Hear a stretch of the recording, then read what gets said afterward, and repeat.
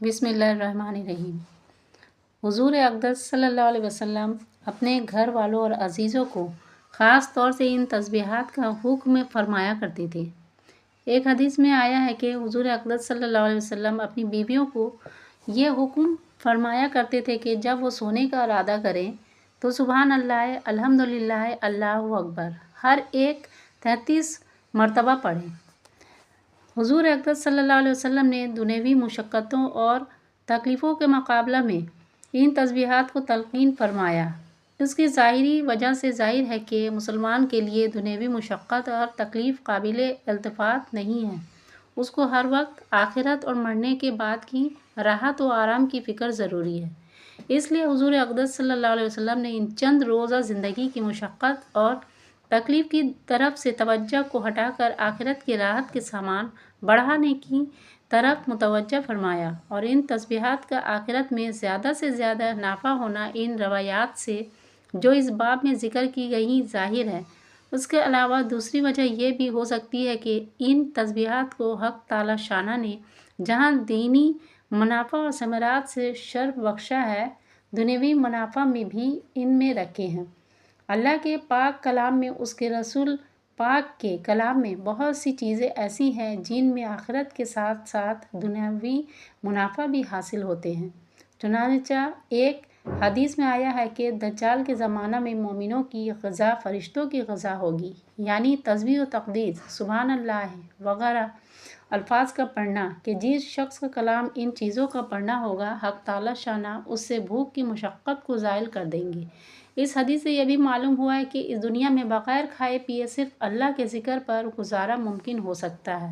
اور دجال کے زمانہ میں عام مومنین کو یہ دولت حاصل ہوگی تو اس زمانہ میں خاص اس حالت کا میسر ہو جانا کچھ مشکل نہیں۔ اس لیے جن بزرگوں سے اس قسم کے واقعات بکثرت منقول ہے کہ معمولی غذا پر یا بلا غذا کے وہ کئی دن گزار دیتے تھے، ان میں کوئی وجہ انکار یا تکذیب کی نہیں۔ ایک حدیث میں آیا ہے کہ اگر کہیں آگ لگ جائے تو تکبیر یعنی اللہ اکبر کثرت سے پڑھا کرو، یہ اس کو بجھا دیتی ہے۔ حسن حسین میں نقل کیا ہے کہ جب کسی شخص کو کسی کام میں تعب اور مشقت معلوم ہو یا قوت کی زیادتی مطلوب ہو تو سوتے وقت سبحان اللہ 33 مرتبہ، الحمدللہ 33 مرتبہ اور اللہ اکبر 34 مرتبہ پڑھے، یا تینوں کلمے 33 مرتبہ پڑھے، یا کوئی سا ایک 34 مرتبہ پڑھ لے، چونکہ مختلف احادیث میں مختلف عدد آئے ہیں، اس لیے سبھی کو نقل کر دیا ہے۔ حافظ ابن تیمیہ نے بھی ان احادیث سے جن میں نبی اکرم صلی اللہ علیہ وسلم نے حضرت فاطمہ کو خادم کے بدلے یہ تسبیحات تعلیم فرمائیں، یہ استنباط کیا ہے کہ جو شخص اس پر مداومت کرے اس کو مشقت کے کاموں میں تکان اور تاب نہیں ہوگا۔ حافظ ابن حجر فرماتے ہیں کہ اگر معمولی تاب ہوا بھی تب بھی مسرت نہ ہوگی۔ ملا علی قاری نے لکھا ہے کہ یہ عمل مجرب ہے، یعنی تجربہ سے ہے۔ بات ثابت ہوئی کہ ان تسبیحوں کو سوتے وقت پڑھنا عضلۂ تکان اور زیادتی قوت کا سبب ہوتا ہے۔ علامہ سیوطی نے مرقات السعود میں لکھا ہے کہ ان تسبیحوں کو خادم سے بہتر ہونا آخرت کے اعتبار سے بھی ہو سکتا ہے کہ آخرت میں یہ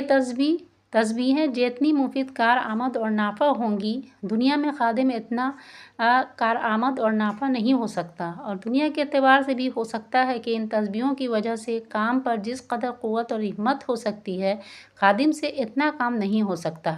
ایک حدیث میں آیا ہے کہ 2 خصلتیں ایسی ہیں کہ جو ان پر عمل کرے وہ جنت میں داخل ہو، اور وہ دونوں بہت سہل ہیں لیکن ان پر عمل کرنے والے بہت کم ہیں۔ ایک یہ کہ ان تسبیحوں کو ہر نماز کے بعد 10 مرتبہ پڑھے، کہ یہ پڑھنے میں تو 150 ہوئیں لیکن اعمال کے ترازو میں 1500 ہوں گی۔ دوسرے یہ کہ سوتے وقت سبحان اللہ الحمدللہ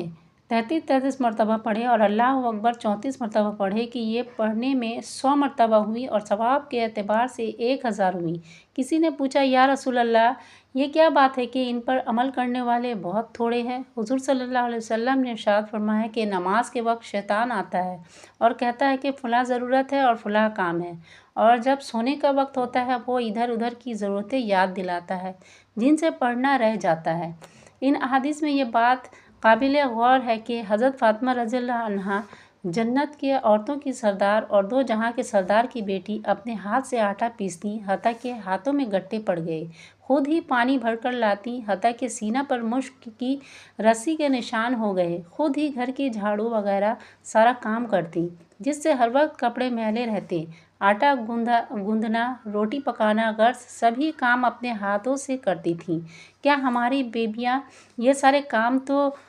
کیا ان میں سے آدھے بھی اپنے ہاتھ سے کرتی ہیں؟ اور اگر نہیں کرتی تو کتنی غیرت کی بات ہے کہ جن کے آقاؤں کی یہ زندگی